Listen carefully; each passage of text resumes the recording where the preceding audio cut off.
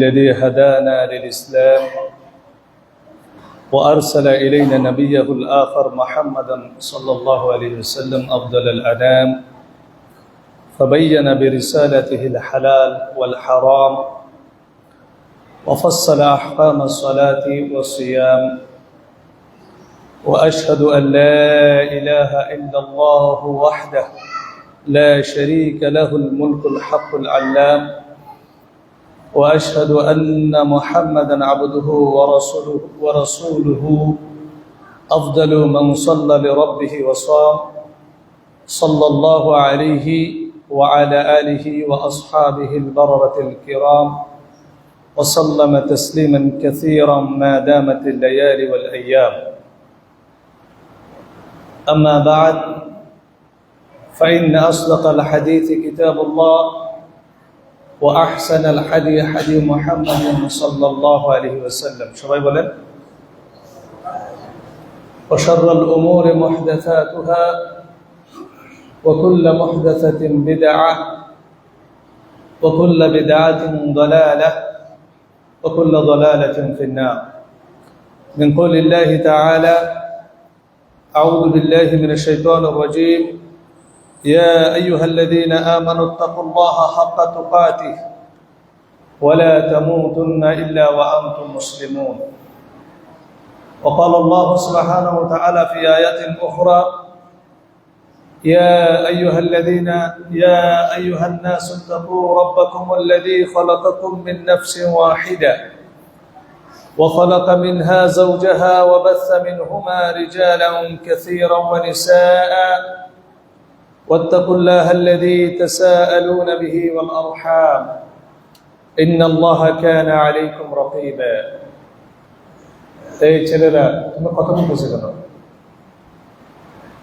وقال الله سبحانه وتعالى في آيات أخرى يا أيها الذين آمنوا اتقوا الله وقولوا قولا سديدا يصلح لكم أعمالكم ويغفر لكم ذنوبكم ومن يطع الله ورسوله فقد فاز فوزا عظيما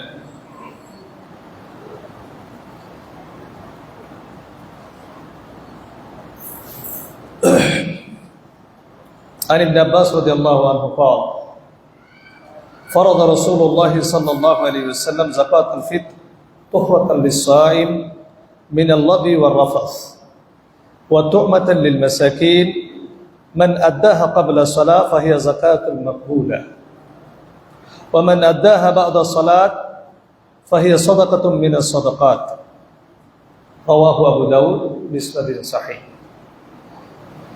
আল্লাহ সুবহানাহু ওয়া তাআলার অগণিত প্রশংসা কৃতজ্ঞতা ও গুণগান যে আল্লাহ সুবহানাহু ওয়া তাআলা আমাদেরকে মাহে রমাদানের 29 রমাদান যদি হয় আজকে শেষ জুমা আমাদের দেশে এটাকে বলে আবার জুমাতুল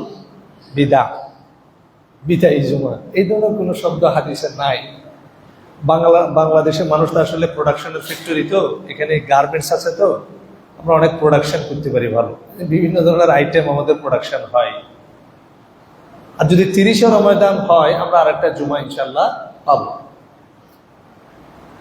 আল্লাহ সুবহানাহু ওয়া তাআলা মাহে রমাদানের মধ্যে আজকে হচ্ছে এমন একটা দিন কালকে লাইলাতুল কদরের সম্ভাব্য ভেজুলাত দিয়েছে শুক্রবার আজকে জুমার দিন আল্লাহ সুবহানাহু ওয়া তাআলা আমাদেরকে মসজিদে আসার সিয়াম রেখে কোরআন বিশুদ্ধ হাদিসের আলোকে কিছু কথা শোনার তৌফিক দান করেছেন খুতবার শুরুতে আল্লাহ সুবহানাহু ওয়া তাআলার শুকরিয়া আদায় করছি আলহামদুলিল্লাহ আইয়ুহাল ইখওয়া ওয়াল আখাওয়াত اليوم أخطب أمامكم مسائل صدقة الفطر وعيد الفطر সম্মানিত উপস্থিতি আজকে আপনাদের সামনে আলোচনা করার চেষ্টা করব সাদাকাতুল ফিতরা এবং ঈদুল ফিতরের কতিপয় মাসাইল নিয়ে মুস্তাঈনান বিল্লাহ ওয়া হুয়া ওয়ালিয়ুত তাওফীক প্রথম বিষয় শরীয়তের মাসালা হচ্ছে মুমিনদের জন্য আপনি খেয়াল করে দেখবেন কোরআনের মধ্যে আল্লাহ অনেক জায়গায় মেনশন করে দিয়েছেন যে মুমিন বান্দার জন্য মুমিনাত মুসলিমের জন্য মুসলিমাত কোনো মুশরিক যেমন কোনো মুমিনকে বিয়ে করতে পারে না আবার কোনো মুমিন চাইলে মুশরিককে বিয়ে করতে। আবার আল্লাহ রাসূল সাল্লাল্লাহু আলাইহি আল্লাহ সুবহানাহু ওয়া তাআলা বলছেন, যে ব্যক্তি ব্যভিচারী, ব্যভিচারী তো বুঝেন, যে ব্যক্তি অবৈধ শারীরিক সম্পর্ক মেনটেন করে তাকে বলা হয় ব্যভিচারী। আল্লাহ সুবহানাহু ওয়া তাআলা বলছেন ব্যভিচারীর জন্য হচ্ছে ব্যভিচারিণী। মুমিন বান্দা কখনো ব্যভিচারী বা ব্যভিচারিণীকে বিয়ে করতে পারবে না। কথার প্রসঙ্গটা কেন? আমাদের সমাজে আমাদেরকে অনেকেই সিয়ামের বিভিন্ন মাসলা মাসাইল জিজ্ঞেস করে। দক্ষিণ কোরিয়ার মধ্যে আমাদের একজন মুসলমান ভাই, তিনি যে কোনো কারণে গিয়েছেন, তো কোরিয়ান একজন ব্যক্তি ওনাকে খাবার সার্ভ করেছেন।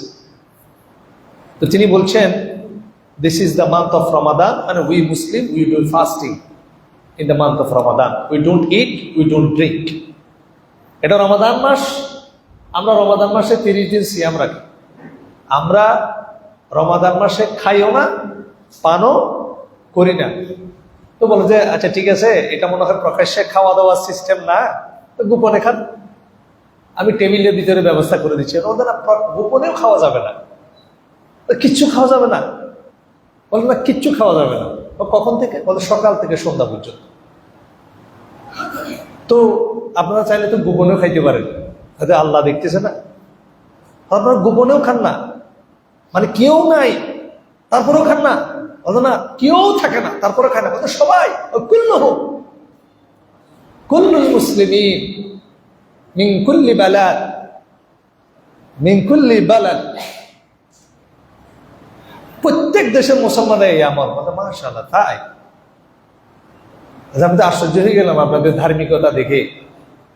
তো তাইলে উনি বললো, তাহলে তো আপনাদের দেশে ঘুষখোর নাই, সুদখোর নাই, চাঁদাবাজ নাই, টেন্ডারবাজ নাই, খাদ্য ভেজালকারী নাই, এবার বাঙালি চুর। বাঙালি বলে কথা কর না কেন? আপনি আল্লাহর ডরে কোরিয়ার মতো একটা জায়গায় এসে আপনার কোনো আত্মীয় নাই, স্বজন নাই, এখানে কোনো মুসলমানও তেমন নাই, কেউ কিছু খাইলে they don't mind it. Korean মুসলমান তো মুসলমানই না, আপনি এখানে আমাকে রুমের ভিতরে খান, তাও একদম স্পেশালি, সেটাও খান না। তাহলে আপনাদের দেশে মানুষ সবাই যখন এরকম বলতেছেন, তাহলে ওরা তো ঘুষ খায় না, সুদ খায় না, না বাঙালি আর কিছু বলে না। আমাদের প্রবলেমটা হচ্ছে এই জায়গায়, আগে কোনটা করবো এটা বুঝি না। এই জন্য সিয়ামের মূল শিক্ষা হচ্ছে আন্নাহা মিনাল মুনকার। প্রথমে হারাম বাদ দিতে হবে। কি বাদ দিতে হবে? হারাম বাদ দিতে হবে। সিয়ামের প্রথম শিক্ষা হচ্ছে ইবাদত, পরে আগে কি? আগে হারাম বাদ দিতে হবে। এই জন্য আমাদের সমাজে দেখবেন, যেদিন শাওয়াল মাসের চাঁদ দেখা যায়, মানে শয়তানকে যে ছেড়ে দেওয়া হয়েছে এটা আপনি নিজেই বুঝবেন। বেশি দূরে যেতে হবে না, মসজিদের সামনে দাঁড়াইলেই বুঝবেন। বাইতুর রহমান আহলাদি জামে মসজিদের সামনে মাগরিবের সালাত যখন পড়তে আসবেন, তখন বুঝে যাবেন শাওয়াল মাসের চাঁদ দেখা গেছে, শয়তানকে ছেড়ে দেওয়া হয়েছে। মানুষের আমল আপনি এইভাবেই পাবেন। অথচ আমাদের কথা ফাংশন ছিল ভিন্ন। পুরো রমাদান মাস আমরা সিয়াম সাধনা করেছি, আমরা কত সুন্দর করে ইবাদত করেছি। এটা অন্তত এক মাস তো এটার আসর থাকার কথা। কারণটা কি? কারণটা হচ্ছে আপনি দেওয়াল না ঘষে রং মেরে দিয়েছেন। বাইতুর রহমান মসজিদে দেখবেন কিছু কিছু জায়গায় রং করে গেছে, ওই দেখেন রং করে গেছে, সামনে পিছনের এই যে সামনের দেওয়ালে রং করে গেছে। আমাদের মতওয়ালি সাহেব বলেছেন যে রং লাগাই দেওয়ার ব্যবস্থা করে। এখন আমি রঙের ডিব্বা আনি, যদি এখানে রং লাগাই দিই, দেখবেন 10-15 দিন পরে নতুন রংটা কষে কষে পরে যাবে। কারণ কি?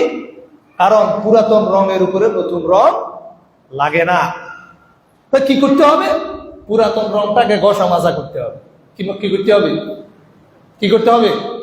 ভালো করে ঘষে দিতে হবে, ঘষা মাজা করতে হবে। ঘষা মাজা করার পরে যদি আপনি রং লাগান, রংটা কি হবে? কি হবে? টেকসই হবে। আমরা রমাদান মাসের আমল করা শুরু করছি ওই যে দেওয়ালের রঙের মতো ডিব্বানে রং লাগানো শুরু করে দিছি। ঘষা মাজার কারবার আপনি হারাম ত্যাগ করলেন না। আপনার হোটেল আছে, রেস্টুরেন্ট আছে, ব্যবসা বাণিজ্য আছে, কাপড়ের দোকান আছে, 2 নাম্বারই আপনার কম নাই। আমি কয়েকদিন আগে ভোক্তা অধিকারের যে ভ্রাম্যমাণ যে আদালত, সেখানে দেখতেছিলাম, তুমি বলতেছিল আপনি কি মুসলমান? এই 15টা দিন আপনি মানুষকে ইন্ডাস্ট্রিয়াল ডাই খাওয়িয়েছেন রমাদান মাসে। ইফতারির সাথে ইন্ডাস্ট্রিয়াল ডাই খাওয়ানো হয়েছে। জিলাপিতে হাইড্রোজ দেওয়া হয় সাথে সাথে জিলাপি বানানোর জন্য। হাইড্রোজটা কি? এটা মূলত সুতার কারখানায় ব্যবহার করা হয় সাদা করার জন্য। এটা একটা কেমিক্যাল। এই হাইড্রোজটা যদি আপনি জিলাপিতে ব্যবহার করেন, আপনার কিডনি নষ্ট হয়ে যাবে। বাংলাদেশে আপনি অধিকাংশ ক্ষেত্রে দেখবেন এখন এই ধরনের লিভারের রোগী, হার্টের রোগী, কিডনির রোগীতে ভরপুর। তার মূল কারণটা হচ্ছে খাবারের মধ্যে কেমিক্যাল। কিন্তু আমরা কেউ মনেও করি না জিলাপির মধ্যে হাইড্রোজ দিলে আমার ইনকামটা হারাম নাকি হালাল, কি চিন্তাও করে না, বানাইতেছে দেদার্স। আপনি এমন এমন জিনিস ব্যবহার করতেছেন যেটা খেলে মানুষের ক্রনিক ডিজিজ হবে, মানুষের লিভার ফাংশন অকেজু হয়ে যাবে। খাদ্যে আপনি ভেজাল মিশাচ্ছেন, এটা খাবারই না, কিন্তু আপনি ঠিকই আজান দিলে নামাজ পড়তে চাইতেছেন। আপনি তারাবির সালাত আদায় করতেছেন, আপনি এতিম ফান্ডে দান করতেছেন, দোস্ত ফান্ডে দান করতেছেন। আমাদের এসালাম গ্রুপের মাসুদ সাহেবের মতো পটিয়া এমন কোন মাদ্রাসা নাই, মসজিদ নাই উনি দান করে নাই, আর এদিকে ব্যাংক সব লুপাট করে চলে গেছে। এইভাবে আপনার আমলের কোনো ফায়দা। সুতরাং আজকেও যারা সাদাকাতুল ফিতর, ঈদ উল ফিতরের মাসলা মাসাইল জানবেন, বা যারা এখনো সিয়ামরত আছেন, আপনার সিয়ামের কোনো মূল্য নেই। আল্লাহ রাসূল সাল্লাল্লাহু আলাইহি ওয়াসাল্লাম বলছেন কিছু সিয়াম আছে যারা শুধু উপোস থাকে। যারা কি থাকে? উপোস থাকে। আর কিছু কায়েম আছে, কেয়াম করে, এরা শুধু হাড্ডি, এদের পার হাত শরীর ব্যথা করে, আর কোনো কিছু হয় না, কোনো আবাদত হবে না, কোনো ইবাদত হবে না। কারণ ইবাদত কবুলের প্রথম শর্ত হচ্ছে ইনকাম দিতে হবে। সুতরাং মানুষের সাথে জুলুম করা যাবে না, প্রতারণা করা যাবে না।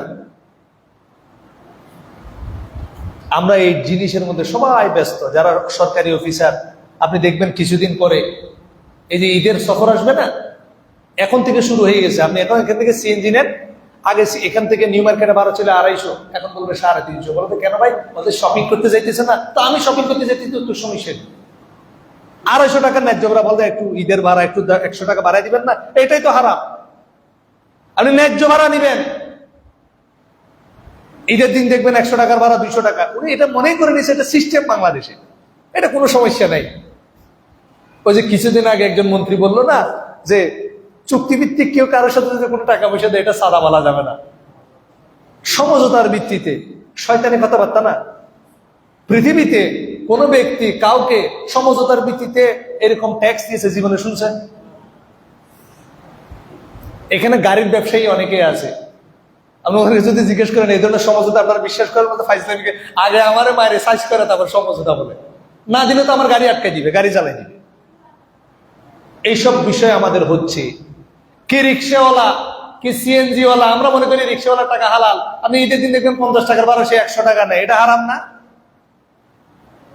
প্রত্যেকটা ব্যক্তি সুযোগ পেলেই, আপনি দেখেন না এই যে মধ্যপ্রাচ্যে বাংলাদেশে তেলের মজুদ পর্যাপ্ত, এরপরে দেখেছেন ঢাকাতে পেট্রোল পাম্প জ্বালিয়ে দেওয়া লাগেছে। কেন? দাম বাড়িয়ে দিয়েছে, ডবল করে দিয়েছে।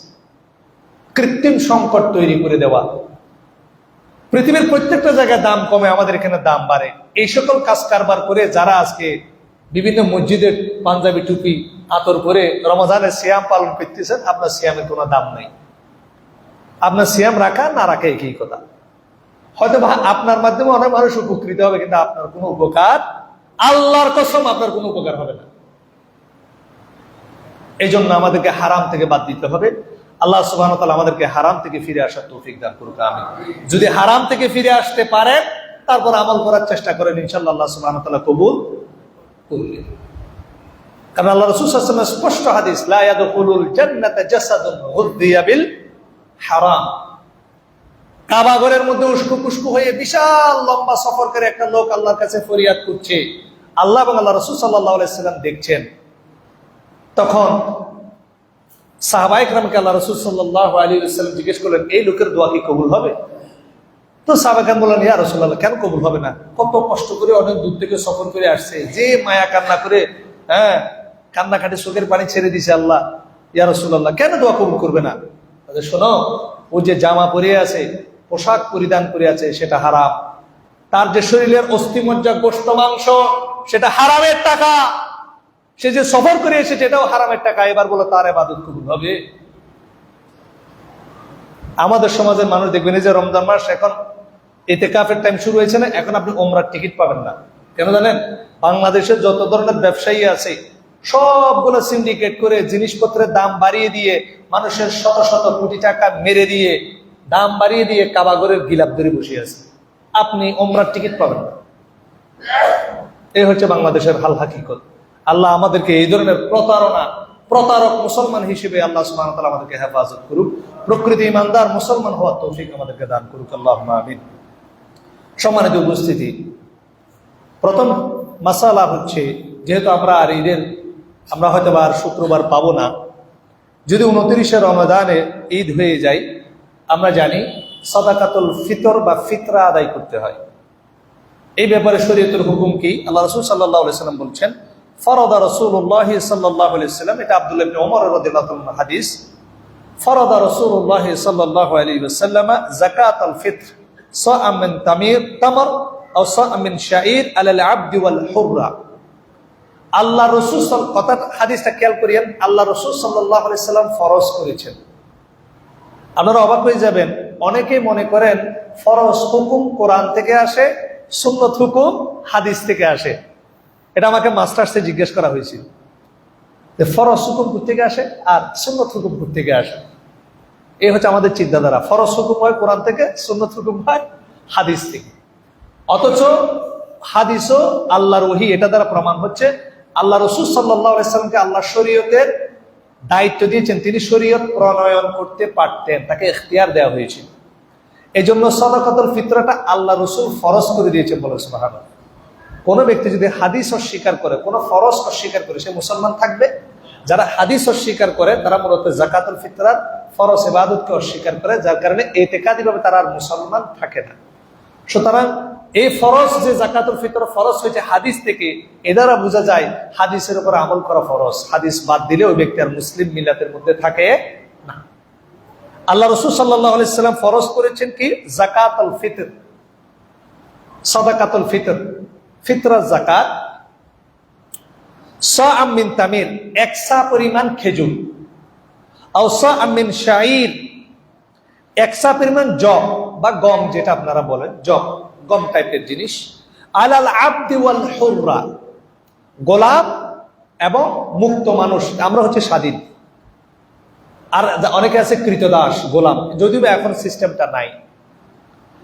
ওয়াযাকারি ওয়াল উনসা, নারী এবং পুরুষ। হাদিসটা খেয়াল করি, নারা আমার বলা লাগবে না। ওয়াসগীর ওয়াল কাবীর মিনাল মুসলিমিন, ছোট বড় মিনাল মুসলিমিন, প্রত্যেকের উপর ফরজ করেছেন। হাদিস মওজুদ, এই হাদিসটা এসেছে সহিহুল বুখারীর হাদিস, সহিহ মুসলিমের হাদিস, মুত্তাফাকুন আলাইহির হাদিস। আর কোনো বিষয় লাগে? কিন্তু আমাদের সমাজে আপনি দেখবেন সাদাকাতুল ফিতরের প্রথম ভুল, ফিতরা আদায় তারাই করে যারা যাকাত দেয়। এবং বাংলাদেশে একটা উসুল করা হয়েছে, যাদের উপরে যাকাত ফরজ হয়েছে তাদের উপর ফিতরা ফরজ। আচ্ছা, ছোট মানুষের উপর যাকাত, আচ্ছা আপনার বাচ্চা একটা আছে 1 বছরে ইনকাম করে, 2 বছর বয়স, 3 বছর বয়স, 4 বছরে যে ছোট ছোট বাচ্চাগুলো আছে, এই যে মুআজ বিন মাহবুব, আমাদের ক্লাস 3 স্টুডেন্ট, এই মুআজ বিন মাহবুব এর উপরে যে কি যাকাত ফরজ হয়েছে? হয়নি। এ নাকি এখন ফিতরা দেবে। এরকম অভাব মিসকিন, ফকির মিসকিনের শত শত কোটি কোটি টাকার সম্পদ পয়সাওয়ালার সম্পদের মধ্যে রয়ে গেছে ইমাম সাহেবের ফতোয়ার কারণে। এটা মিসকিনের হক, কিন্তু আমরা দিই নাই। কেন? উসুল করে দিয়েছে যার উপরে যাকাত ফরজ তার উপরে ফিতরা ফরজ। হাদিস কি বলে দেখেন, কোন যুগে কোন আলেম বলে না এই হাদিস আপনার রহিত হয়ে গেছে, মনসুখ হয়ে গেছে। সুস্পষ্ট হাদিস যাকাতের ব্যাপারে, 1 সা পরিমাণ খেজুর, কৃতদাস এবং মুক্ত মানুষ, নারী পুরুষ, ছোট বড়, মুসলমানদের সবাই। ইভেন ঈদের দিন সকালে যে সন্তানের জন্ম হয়েছে তারও আপনাকে সাদাকাতুল ফিতর আদায় করতে হবে। এবং কি যে ব্যক্তি ভিক্ষা করে, যে ব্যক্তি যাকাতুল ফিতরা নেয়ার হকদার, ফকির মিসকিন, তাকেও তার ফিতরা দিতে হবে। এটাই ওখানে বলা হয়েছে কৃতদাস আলাল আবদ, গোলাম, যার কোনো সম্পদ থাকে না, তার উপরেও যাকাতুল ফিতরা ফরজ। আর আমি কেন জানি না আমাদের মুহাদ্দিসদের এলেমে ঢোকে না, মাথায় ঢোকে না। আল্লাহ ওনাদেরকে হেদায়েত দান করুক, আল্লাহুম্মা আমিন। এরপর আল্লাহ রাসূল সাল্লাল্লাহু আলাইহি ওয়াসাল্লাম বলছেন, আব্দুল্লাহ ইবনে ওমর রাদিয়াল্লাহু আনহু বলছেন, ওয়া আমারা বিহা আন তুআদ্দা ক্বাবলা খুরুজিন নাসি ইলাস সালাহ। এবং আল্লাহ রাসূল সাল্লাল্লাহু আলাইহি ওয়াসাল্লাম নির্দেশ দিয়েছেন যাকাতুল ফিতরটা কখন আদায় করার জন্য? ঈদগাহের ময়দানে সালাত আদায় করতে যাওয়ার আগে। এরপর অন্য হাদিসের মধ্যে এসেছে ইবনে আব্বাস রাদিয়াল্লাহু তাআলা আনহুর যে হাদিস, যেটা আমি খুতবার শুরুতে বলেছি, আল্লাহ রাসূল সাল্লাল্লাহু আলাইহি ওয়াসাল্লাম তিনি বলছেন, ইবনে আব্বাস বলছেন, ফারাদা রাসূলুল্লাহ সাল্লাল্লাহু আলাইহি ওয়াসাল্লাম যাকাতুল ফিতর। আল্লাহ রাসূল সাল্লাল্লাহু আলাইহি ওয়াসাল্লাম ফিতরা ফরজ করেছেন কি কারণে? তুহরাতাল লিসাইম মিনাল লাগwi ওয়ার রাফাস। আমরা সায়েমরা রোজা রাখা অবস্থায় বিভিন্ন ধরনের অনর্থক কাজ, গুনাহের কাজ আমাদের হয়ে যায় না?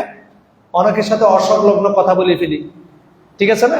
মুখ জবান ঠিক রাখতে পারি নাই, মিথ্যা কথা বলে ফেলছেন, কোনো অন্যায় কাজ হয়ে গেছে। সাদাকাতুল ফিতর আল্লাহ রাসূল সাল্লাল্লাহু আলাইহি ওয়াসাল্লাম ফরজ করেছেন সায়েমকে এই ধরনের অন্যায় অনর্থক বেহুদা যে কাজ কারবারগুলো করলেন সেখান থেকে আপনার সিয়ামকে পবিত্র করার জন্য। বলেন সুবহানাল্লাহ। তাহলে ফিতরা যদি আদায় না করেন আপনার সিয়াম অপবিত্র থেকে যাবে, প্রবলেম থেকে যাবে। তাহলে ফিতরা হচ্ছে কাফারা। ফিতরা হচ্ছে কি? কাফারা। আচ্ছা, এরপর আল্লাহ রাসূল সাল্লাল্লাহু আলাইহি ওয়াসাল্লাম বলছেন ওয়া তু'মাতুল লিল মাসাকিন, এবং মিসকিনদেরকে যাতে ঈদের দিন মিসকিনরা কিছু খেতে পারে এজন্য আল্লাহ রাসূল সাল্লাল্লাহু আলাইহি ওয়াসাল্লাম এটা ফরজ করেছেন। মান আদ্দাহা ক্বাবলা সালাহ ফাহিয়া যাকাতুন মাকবুলা। যে ব্যক্তি সালাতের আগে এটা পরিশোধ করবে এটা ফিতরা হিসেবে কবুল হবে, ফিতরা হিসেবে গণ্য হবে। ওয়ামান আদ্দাহা বা'দা সালাহ ফাহিয়া সাদাকাতুম মিন সাদাকাত। এটা আবু দাউদের হাদিস। আর যে ব্যক্তি সালাতের পরে এটা নিয়ে আসবে তাহলে এটা নরমাল সাদাকা হিসেবে কাউন্ট হবে, আপনার আর কোনো কিছু করার নাই, এটা ফিতরা হিসেবে আদায় হবে না, ফরজ তরফ হয়ে যাবে, এটার আর কোনো কাফারা নাই। আপনি এই ফরজটা আপনি কাফারা, আপনি এই ফরজটা তরফ করে ফেললেন, আপনি কবিরা গুনাহ হিসেবে সাব্যস্ত হবেন, আ'যামু ইসমান মিনাল কাবাইর হিসেবে এটা গণ্য হবে। যে কয়েকটা বড় কবিরা গুনাহর মধ্যে এটা সম্পৃক্ত হয়ে যাবে, মিনাল কাবাইর। এটা আর কোনো কাফারা দিয়ে আপনি এটা পরিশোধ করার চান্স নাই। আপনাকে সালাতে যাওয়ার আগে এটা আদায় করতে হবে। আফদল হচ্ছে, উত্তম হচ্ছে শাওয়াল মাসের চাঁদ দেখা যাওয়ার পরে সাদাকাতুল ফিতর জমা দেওয়া। আর আল্লাহ রাসূল সাল্লাল্লাহু আলাইহি ওয়াসাল্লামের সাহাবায়ে কেরাম থেকে একটা আমল পাওয়া যায়। রাসূলুল্লাহ সাল্লাল্লাহু আলাইহি ওয়াসাল্লাম সাহাবায়ে কেরাম মানুষের মধ্যে বন্টন করার উদ্দেশ্যে ওনারা এই ঈদ উল ফিতরের একদিন, 2 দিন, 3 দিন আগে কেন্দ্রীয়ভাবে বাইতুল মালের মধ্যে এটা জমা করতেন। জমা করে ঈদের পরে, ঈদের সালাতের পরে অভাব মিসকিন মানুষদের লিস্ট করে সেখানে বিতরণ করে দিতেন। তাহলে আপনারা যারা সাদাকাতুল ফিতর ব্যক্তিগতভাবে আদায় করার বিষয় নয়, এটা মনে রাখবেন। যাকাত আমরা যেমন এখন ব্যক্তিগতভাবে যাকাত দিয়ে দিই, এটা উত্তম নয়। আর যাকাত হচ্ছে কেন্দ্রীয় সিস্টেম, যাকাত নিজে নিজে দেওয়ার কোনো সিস্টেম না। যাকাত বন্টন করতে হয় কেন্দ্রীয়ভাবে সরকারের তত্ত্বাবধানে। যেহেতু খিলাফত নাই সেজন্য যাকাতের বন্টন ব্যবস্থা এইভাবে নেই, অ্যাজ ওয়েল অ্যাজ ফিতরা। এই জন্য চেষ্টা করবেন যাকাত কোনো কেন্দ্রীয় সংস্থাকে দিয়ে দেওয়ার জন্য। কোনো ইসলামিক সংগঠন যদি কাজ করে আপনি আপনার যাকাতের একটা অংশ পুরোপুরি না বলে সেখানে দিবেন।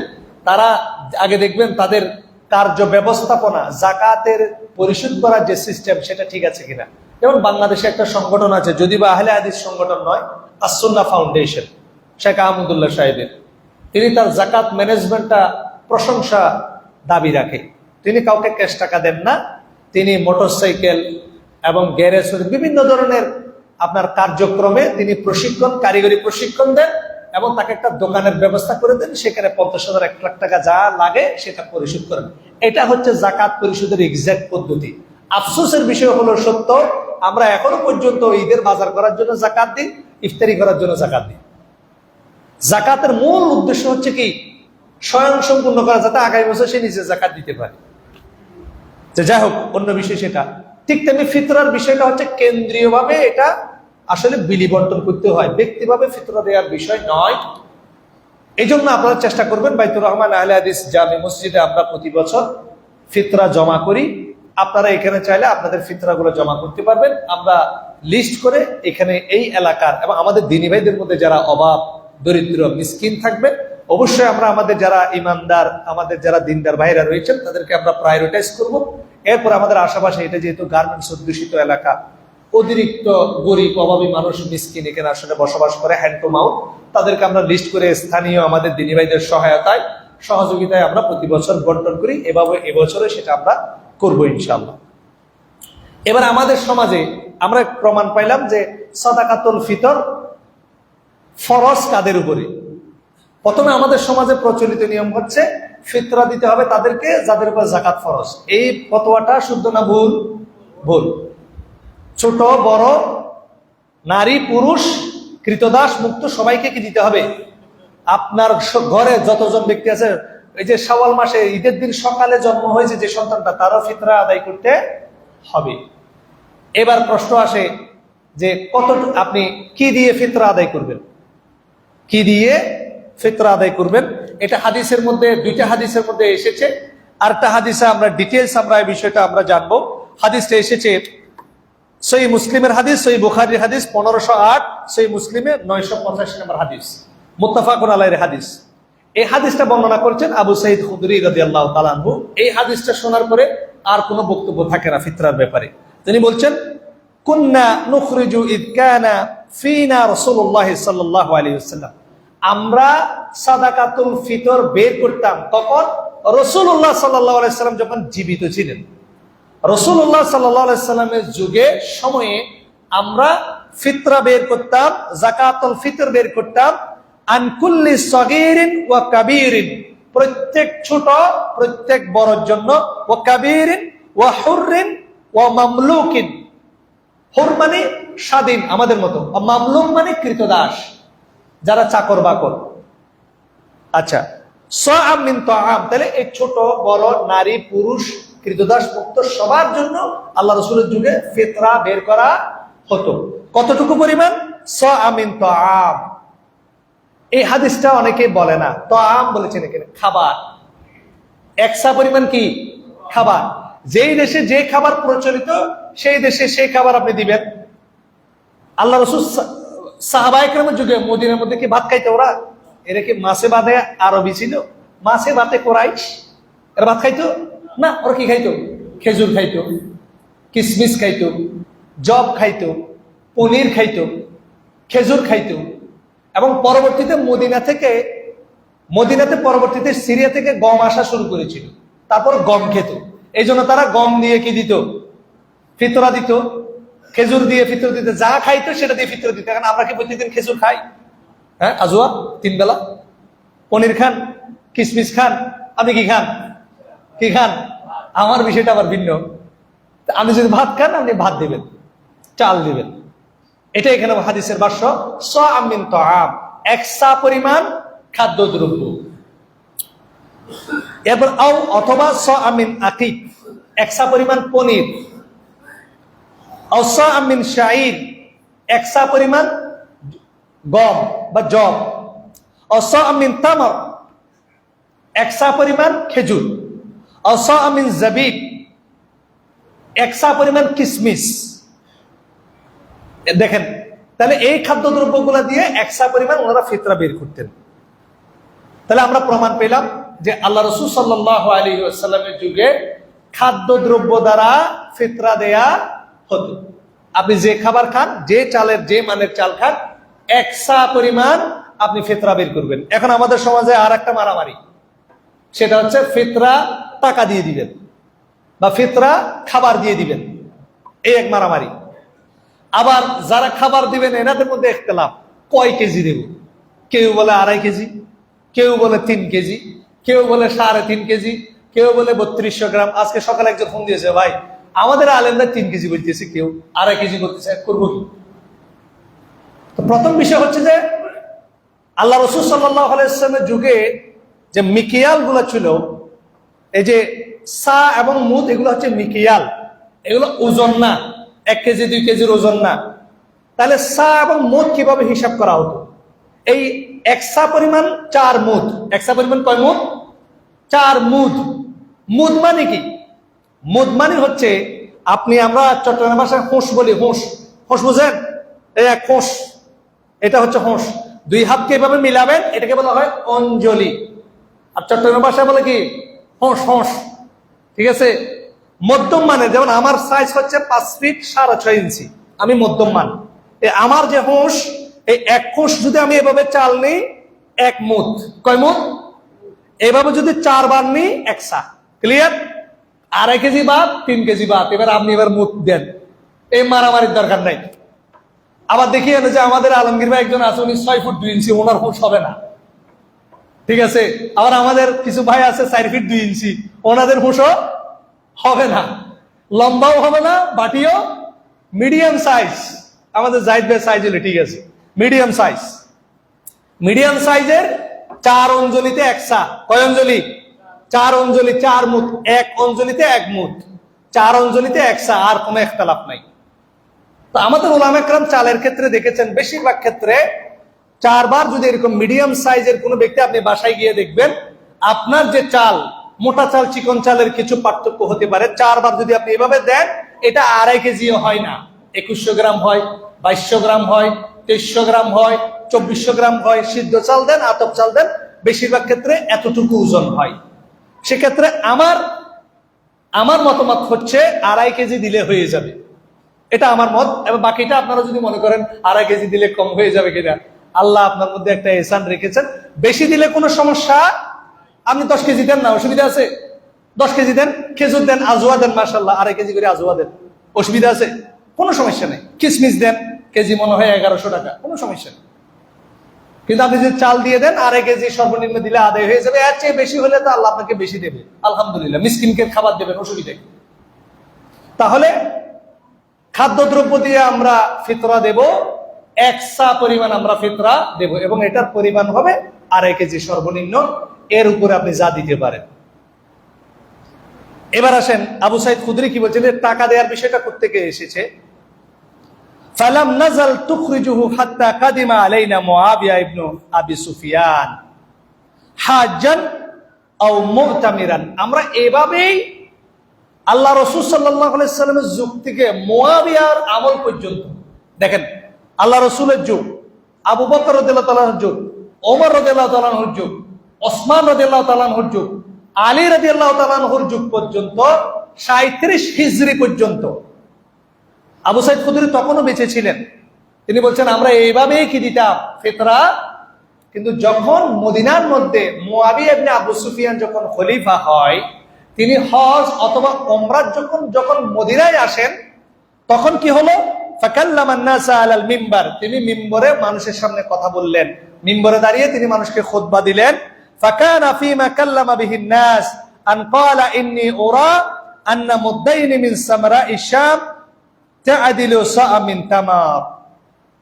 তিনি বললেন, মুআবিয়া রাদিয়াল্লাহু তাআলা, দেখেন কথার ভাষ্য কি দেখেন, ইন্নী উরা, আমি মনে করি। এটা কার মত? বলেন কার মত? ইন্নী উরা, আমি মনে করি। ইন্না মুদ্দাইনি, 2 মুদ, মিন সামরাইশ শাম, মদিনা থেকে গম এসেছে, গমের দামটা বেশি, গমের দাম বেশি। 2 মুদ, একসার পরিমাণ কয় মুদ? 4 মুদ না? 4 মুদের মধ্যে 2 মুদ গমের দাম মদিনার 1 সা পরিমাণ খেজুরের দামের সমান। সুতরাং কেউ যদি গম দিয়ে ফিতরা দিতে চায়, সে 1 সা না দিয়েও আধা সা দিলে হয়ে যাবে। এটা কার মত? ইন্নী উরা, আমার মত। মুআবিয়া রাদিয়াল্লাহু তাআলা নিজের মতামত দিয়েছেন। কথা বুঝা গেছে? এটার উপর ভিত্তি করে বর্তমান উলামা ইকরাম বলতেছেন যে টাকা পয়সা দিলেও হয়ে যাবে, যেহেতু দামের উপর ভিত্তি করে। মুআবিয়া রাদিয়াল্লাহু তাআলা, আমরা সাহাবা ইকরামকে সম্মান করি। আচ্ছা আপনারাই বলেন, কোন সাহাবীর কোন মত যদি আল্লাহ রাসূলের কথার বিপরীত যায়, কোন উসুলে হাদিসে, ওই হাদিস গ্রহণ করার ইখতিয়ার আছে? তাহলে ওই আলেমকে ডাকি বলবেন, আজকে থেকে আপনার এমদাদিয়া লাইব্রেরিতে কোরআনের মধ্যে সূরা ফালাক এবং সূরা নাস যেটা আছে, 2 পৃষ্ঠা ছিঁড়ে ফেলাই দিবেন। কেন? আব্দুল ইবনে মাসউদ রাদিয়াল্লাহু তাআলা আনহু বলেছেন, সূরা ফালাক সূরা নাস কোরআনের অংশ নয়। যেহেতু সাহাবী বলেছেন, কোরআনের থেকে এই 2টা ছিঁড়ে ফেলাই দিবেন। আর ও আপনার এই যে উবাই ইবনে কাব রাদিয়াল্লাহু তাআলা বলেছেন, দোয়া কুনুত কোরআনের অংশ, ও দোয়া কুনুত একটা প্রিন্ট করে কোরআনের সাথে লাগাই দিবেন। একজন সাহাবীর বক্তব্য যদি আপনার কাছে গ্রহণযোগ্য হয়ে যায়, এটা সাহাবীর কৌল, মতামত, এবং ওনার যুগে সাহাবীর এটা আমল করে নাই, আমি আসতেছি। তো সুতরাং টাকা দিয়ে ফিতরা দেওয়ার যে প্রচলন, আল্লাহ রসুলের যুগে টাকা ছিল না? স্বর্ণ মুদ্রা ছিল আর কি মুদ্রা ছিল না? দিনার দিরহাম ছিল। আল্লাহ রসুল সাল্লাল্লাহু আলাইহি ওয়াসাল্লাম স্ত্রীদেরকে বিয়ে করতেন দিরহাম দিয়ে। কি দিয়ে? ফাতেমা রাদিয়াল্লাহু তাআলা আনহার বিয়ে দিয়েছেন কয় দিরহাম জানেন না আপনারা? কয় দিরহাম? 500 দিরহাম। তো দিরহাম দিয়ে যদি কাবিন নামার টাকা দেওয়া যায়, ফিতরা দেওয়া যায় না? তাহলে আল্লাহ রসুল যে আমল করেন আপনি কেন করতেছেন সেটা? সেই যুগে টাকা ছিল, দিরহাম ছিল, তারপরে তারা ফিতরা আদায় করেছে কি দিয়ে? খাবার দিয়ে। এজন্য আমরা খাবার দিয়ে ফিতরা আদায় করব। এবং একসা দেব না আদাসা দেব। আদাসাটা আর কোন হাদিস নাই, আর কোন হাদিস, এই একটা হাদিসের উপর ওনারা আদাসা দেয়। বাইতুল মুকাররম শাহী জামি মসজিদ, বাংলাদেশের জাতীয় মসজিদ, যিনি ওখানে খতিব হিসেবে থাকেন, তিনি সম্ভবত প্রতিমন্ত্রী পদমর্যাদার, প্রতিমন্ত্রী তো বুঝেন, প্রতিমন্ত্রী পদমর্যাদার অথবা সচিব পর্যায়ের। যিনি বাইতুল মুকাররমের ইমাম, তিনি বাংলাদেশের একজন সহকারী সচিবের সমমর্যাদা সম্পন্ন ব্যক্তি। এটা কোনো জেন টেন পোস্ট নয়। বাইতুল মুকাররমের খতিব সাহেব শেখ আব্দুল মালিক হাফিজুল্লাহ, ওনাকে রহম করুক, তিনি কিছুদিন আগে সৌদি আরবে 10 রাকাত কেন তারাবির সালাত আদায় হচ্ছে সেটা নিয়ে খুব আফসোস। সৌদি আরব এটা গুনার কাজ করতেছে, ভুল করতেছে। তারাবির নামাজ 20 রাকাতের জায়গায় কয় রাকাত পড়াইতেছে? 10 রাকাত পড়াইতেছে। এত বড় হাদিসের পণ্ডিত, অনেক বড় হাদিসওয়ালা ব্যক্তি, পণ্ডিত, কিন্তু আমার বুঝে আসে না ওনার তারাবি নিয়ে এত মায়া কান্না। আল্লাহ ওনাকে রহম করুক। কেন উনি তারাবি নিয়ে মায়া কান্না করতেছে? 10 রাকাত কমাই দেওয়া হয়েছে।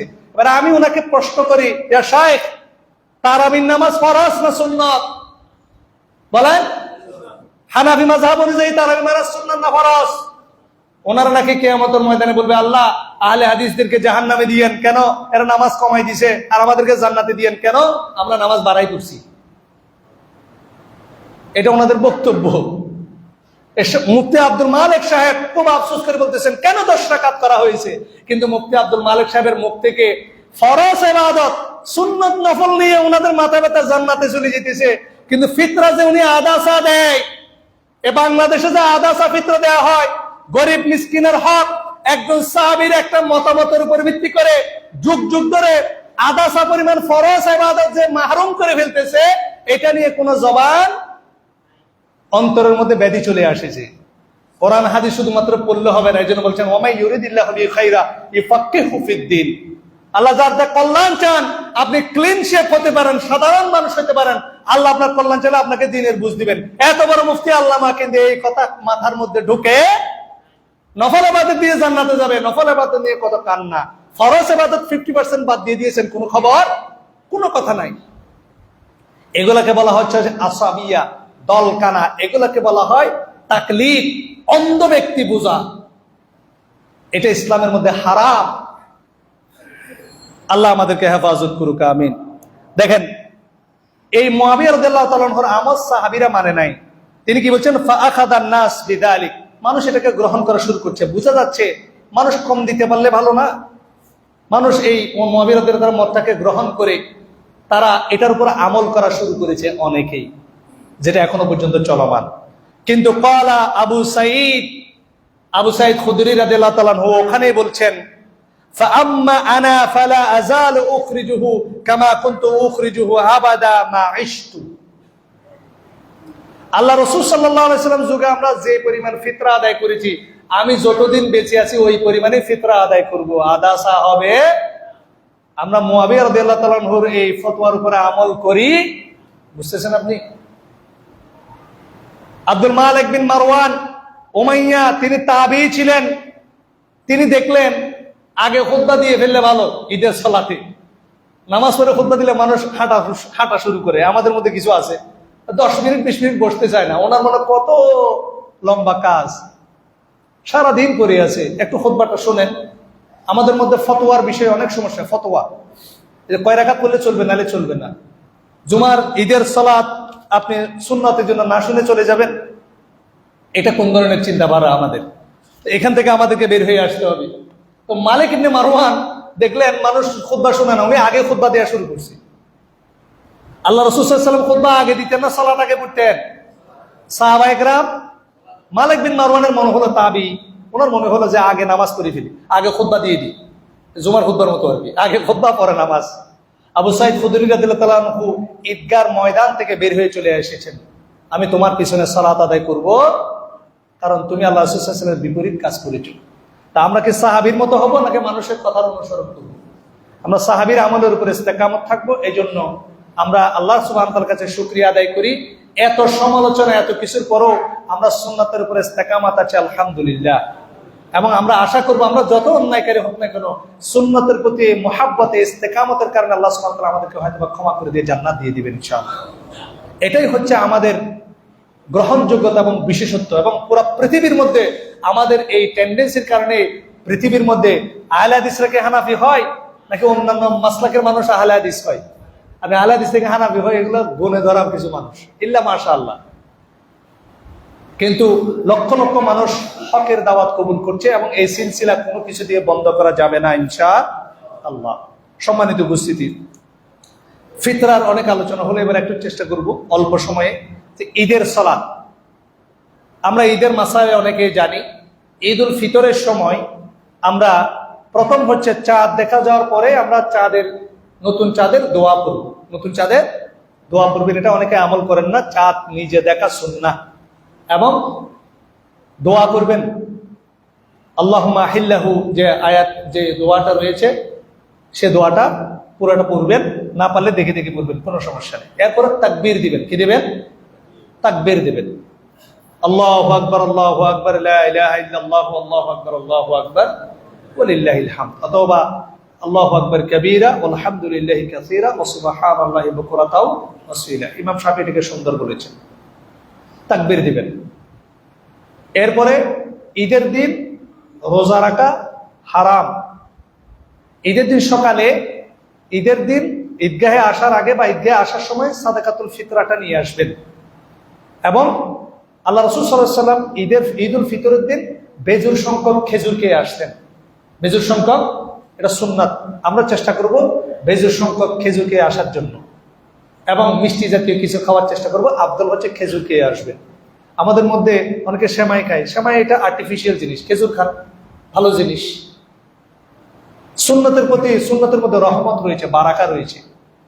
খেজুর খেয়ে আপনি মসজিদের দিকে চলে আসবেন, তাকবীর পাঠ করতে করতে চলে আসবেন।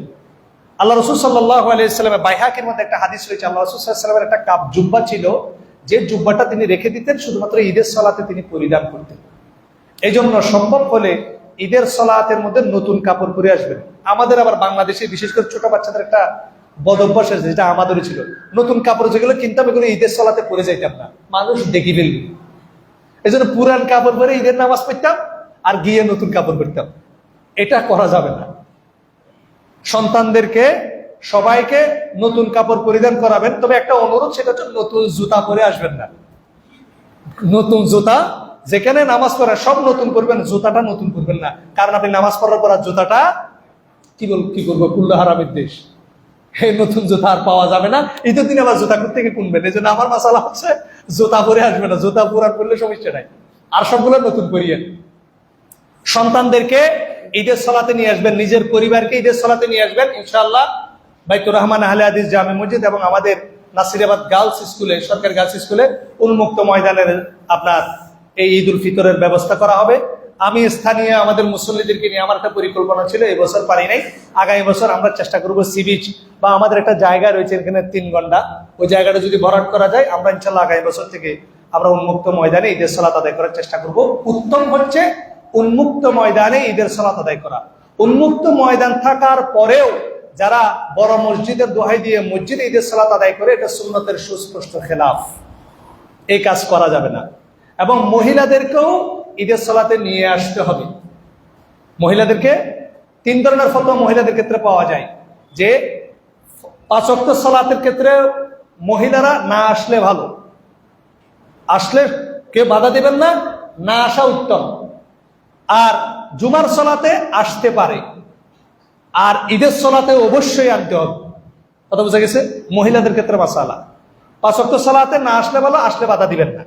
জুমার সালাতে আসতে পারে, জরুরত না। আর ঈদের সালাতে অবশ্যই এবার বলতে পারেন আমাদের মা বোনরা তো মেনস্ট্রুয়েশনে থাকে, অপবিত্র অবস্থায় থাকে, তারপরেও আসতে হবে। আলাদা ব্যবস্থা থাকবে, ওনারা দোয়ায় শরীক হবেন নামাজে না পড়লে। আল্লাহ রাসূল সাল্লাল্লাহু আলাইহি ওয়াসাল্লাম বলেছেন কারো যদি হিজাব না থাকে একটা হিজাবের ভিতরে আরেকজনকে ঢুকাই নিয়ে আসতে বলা হয়েছে। এই হাদিসগুলো আমাদের মধ্যে আমল নাই। আল্লাহ সুবহানাহু ওয়া তাআলা আমাদেরকে পরিবার নিয়ে আপনারা এখানে আসার চেষ্টা করবেন। বাইতুর রহমান আল হাদিস জামে মসজিদে ইনশাআল্লাহ আমরা ঈদের সালাত আমরা দেখব। যদি 30 রমজানের আরেকটা শুক্রবার হয়, আমরা 2-3 দিন পরে বাইতুর রহমান আল হাদিস জামে মসজিদের পেজে আমরা ইনশাআল্লাহ ঈদের সালাতের সময় আমরা ঘোষণা করে দেব। প্রতি বছর আমরা যে টাইমে পড়ি সাধারণত ওই টাইমে হবে, হয়তো 6:30 হয়তো 7টা। আমরা একটা সময় আমরা ইনশাআল্লাহ কমিটির সাথে আলোচনা করে আপনাদেরকে ইনশাআল্লাহ আমরা জানিয়ে দেব। এরপরে ঈদের সালাতের সুন্নত তাকবীর কয়টা? আপনারা অনেকে বিভিন্ন জায়গায় সালাত আদায়ের জন্য দাঁড়িয়ে যান, কিন্তু ওই সকল জায়গায় দেখবেন 6 তাকবীরে সালাত আদায় করে ফেলেন। এবং 6 তাকবীরটা মূলত এই যে যেটা বললাম, মুয়াবিয়া রাদিয়াল্লাহু তাআলা আনহুর মতো একটা কৌল থেকে ইজতিহাদ করে যেমন সাদাকাতুল ফিতরাকে অর্ধেক করে দেওয়া হয়েছে, ঠিক তেমনি জানাজার সালাতের তাকবীরের উপর ইজতিহাদ করে 6 তাকবীর করা হয়েছে। সুতরাং উত্তম কোনটা? আল্লাহ রাসূল সাল্লাল্লাহু আলাইহি সাল্লাম থেকে সুস্পষ্টভাবে হাদিস কোনটা পাওয়া যায়? আমি একটা হাদিস বলে, যেহেতু সময় সংক্ষিপ্ত। আল্লাহ রাসূল সাল্লাল্লাহু আলাইহি ওয়াসাল্লাম, আবু দাউদে এসেছে, ইবনু মাজাতে এসেছে, সনদ বিশুদ্ধ। আয়েশা রাদিয়াল্লাহু তাআলা আনহা বলছেন, কানা রাসূলুল্লাহ সাল্লাল্লাহু আলাইহি ওয়াসাল্লাম ইউকাব্বিরু ফিল ফিত্র ওয়াল আদহা। আল্লাহ রাসূল সাল্লাল্লাহু আলাইহি ওয়াসাল্লাম ঈদুল ফিতর এবং ঈদুল আদহার মধ্যে তাকবীর দিতেন, অতিরিক্ত তাকবীর দিতেন। কয়টা? ফিল উলা, প্রথম রাকাতে 7 তাকবীরা, 7 তাকবীর। একটা কয় তাকবীর দিতেন? 7 তাকবীরাত। এরকম কোন সুস্পষ্ট হাদিস কোন যদি আমাদের দ্বীনি ভাই, কোন হানাফি ভাই যদি দেখাইতে পারেন আমরা 6 তাকবীরে নামাজ পড়ব, সুস্পষ্ট হাদিস। আল্লাহ রাসূল সাল্লাল্লাহু আলাইহি ওয়াসাল্লাম প্রথম রাকাতে কয় তাকবীর দিতেন? 7 তাকবীরাত, 7 তাকবীর দিতেন। ওয়াফি তানিয়া, দ্বিতীয় রাকাতে 5 সিওয়া তাকবীরাতার রুকু, রুকুর তাকবীর ছাড়া 5 তাকবীর দিতেন। সুবহানাল্লাহ। রুকুর তাকবীর ছাড়া কয় তাকবীর? তাকবীরে উলা তাকবীর ছাড়া প্রথম রাকাতে 7টা আলাদা তাকবীর, দ্বিতীয় রাকাতে কয়টা তাকবীর? 5টা তাকবীর। রাওয়াহু আবু দাউদ। সুস্পষ্ট হাদিস, এরকম অনেকগুলো হাদিস রয়েছে। সুতরাং আমরা হাদিস থেকে জানতে পারলাম 12 তাকবীরে হচ্ছে সুন্নত সম্মত সালাত। এজন্য চেষ্টা করবেন যেখানে 12 তাকবীরে সুন্নত সম্মত সালাত আদায় হয় সেখানে সালাত আদায় করার জন্য আল্লাহ সুবহানাহু ওয়া তাআলা। এবং আরেকটা মাসাইল আমরা জানি, গোসল করে আসবেন, আতর পরিধান, আতর লাগাবেন, এবং আপনি যে রাস্তা দিয়ে এসেছেন তার বিপরীত রাস্তা দিয়ে যাওয়ার চেষ্টা করবেন। ঈদের সালাতের পরে আপনারা একে অন্যের সাথে কুশল বিনিময় করবেন। সাহাবায়ে কেরাম যে দোয়া করতেন, তাকাব্বালাল্লাহু মিন্না ওয়া মিনকুম, এই দোয়াটা করার চেষ্টা করবেন। আল্লাহ সুবহানাহু ওয়া তাআলা আমাদেরকে ঈদুল ফিতর যাতে আমাদের নসিব হয় সে তৌফিক দান করুক। রমাদান মাস শেষ পর্যায়ে, আজকে 23শে রমাদান, হয়তো বা 6টা বা 7টা রমাদান মাসে আমরা সিয়াম পাবো। আসুন আমরা নিজেরা পরিশুদ্ধ হই, হারাম বর্জন করি, অশ্লীলতা বর্জন করি। আল্লাহ সুবহানাহু ওয়া তাআলা রমাদান মাস চলে যাচ্ছে, গুনাহ যদি ক্ষমা করতে না পারি আমরা লাঞ্ছনা, আমরা জাহান্নামীদের অন্তর্ভুক্ত হয়ে যাব, খাসিরিনদের অন্তর্ভুক্ত হয়ে যাব। তাই আসুন বেশি বেশি করে দোয়া করি, বেশি বেশি করে কান্নাকাটি করি, কিয়ামুল লাইল করি, বেশি বেশি করে আল্লাহ সুবহানাহু ওয়া তাআলার রাস্তায় সাদাকা করি। আমাদের বাইতুর রহমান আহলে হাদিস জামে মসজিদের ডান পাশে যে আইপিএসটা রয়েছে, আইপিএস এর 2টা ব্যাটারি নষ্ট হয়ে গেছে। এটার জন্য বাকি রয়েছে প্রায় 37,000 টাকা। আর আমরা 2টা আইপিএস ঠিক করেছি, এ বাবদ খরচ প্রায় 5,000 টাকা, 42,000 টাকা। বাইতুর রহমান আহলে হাদিস মসজিদের খুতবা পারপাসে কোনো টাকা খরচ হয় না। বিশেষ করে মাদ্রাসার যে সকল শিক্ষকরা, সংগঠনের যে সকল দায়িত্বশীলরা খুতবা দেয়, তারা খুতবা বাবদ কোনো সম্মানই নেয় না।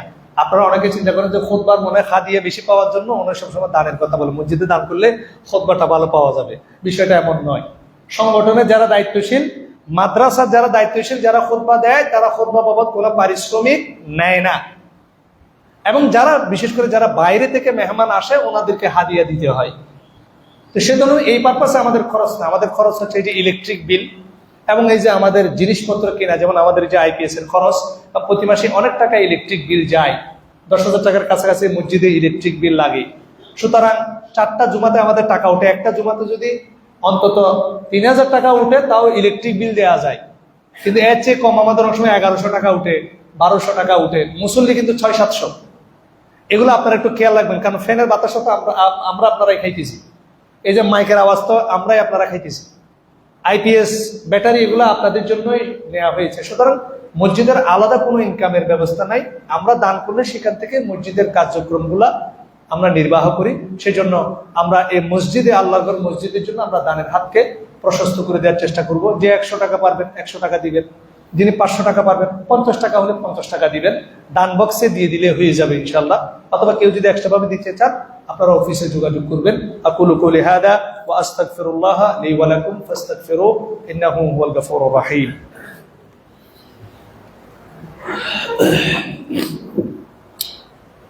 আলহামদুলিল্লাহি রাব্বিল আলামিন ওয়াল আকিবাতু লিল মুত্তাকিন والصلاة والسلام على أشرف الأنبياء والمرسلين نبينا محمد وعلى آله وصحبه أجمعين ومن تبعهم بإحسان إلى يوم الدين وبعد. إن الله وملائكته يصلون على النبي يا أيها الذين آمنوا صلوا عليه وسلموا تسليما. اللهم صل على محمد وعلى آل محمد كما صليت على إبراهيم وعلى آل إبراهيم إنك حميد مجيد. اللهم بارك على محمد وعلى آل محمد كما باركت على إبراهيم وعلى آل إبراهيم إنك حميد مجيد. ربنا آتنا في الدنيا حسنة وفي الآخرة حسنة وقنا عذاب النار. ربنا لا تزغ قلوبنا بعد إذ هديتنا وهب لنا من لدنك رحمة إنك أنت الوهاب. واعف عنا واغفر لنا وارحمنا أنت مولانا فانصرنا على القوم الكافرين. اللهم حبب إلينا الإيمان وكره إلينا الكفر والفسوق والعصيان. اللهم ألف بين قلوبنا وأصلح ذات بيننا وانصرنا على عدوك وعدونا. اللهم تقبل صلاتنا وصيامنا وركوعنا وسجودنا كما تقبلت من عبادك الصالحين. اللهم انصر من نصر دين محمد صلى الله عليه وسلم واجعلنا منهم، وخذل من خذل دين محمد صلى الله عليه وسلم ولا تجعلنا منهم. اللهم أعز الإسلام والمسلمين وخذل الكفرة والمبتدئة والمشركين. اللهم انصر إخواننا في كل مكان نصرا عزيزا. اللهم دمر اليهود والنصارى والمشركين ودمر كيدهم تدميرا. عباد الله رحمكم الله، إن الله يأمر بالعدل والإحسان وإيتاء ذي القربى وينهى عن الفحشاء والمنكر والبغي يعظكم لعلكم تذكرون. سبحان ربك رب العزة عما يصفون وسلام على المرسلين والحمد لله رب العالمين.